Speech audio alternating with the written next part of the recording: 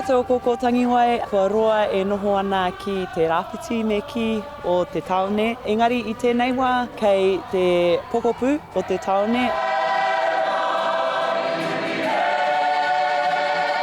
He wawata tēnei me ki, mai I roto I te ngākau o Maiwako Junior kia tupu, mato, tēnei ahurea o te ngāmahi a tāne rore a hine rehia ki roto o Waitaha.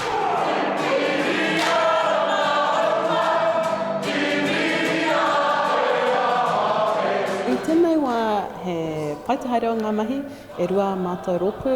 Ki tētahi taha kia mātou o Tangiwai, ko te whakanui, ko te whakamaumahara I tō mātou tangata a rūrawhe, I hinga I te kotahi tau ki muri. Ki te taha o Kahotea, he wāhi whakawhanake tēnei.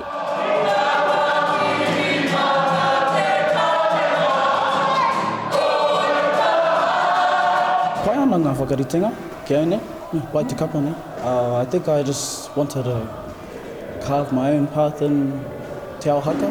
Ko toki tino waiata, ko te poi.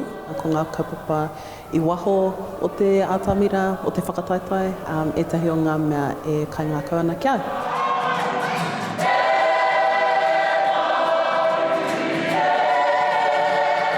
Kua ruatau, anake mātou e haka ana me ki he maha ngā taira. I tēnei wā, ko tā Maiwako Junior mahi, he whakawhaiti, I aua whakaro kia puta mai, kia hua mai tētahi taira, Kōkō Tangiwai, Kōkō Kahotea ake. Ko ngā moemoe a me ki kia eke, kaunga atu a Kahotea a Tangiwai ki te tāta whainga, ki te atamira, kia hari, kia koa hoki ngā whānau, e tiaki ana I ngā whānau, I ngā hoa, I te kāinga, e pai ai tā mātou noho ki tēnei wāhi.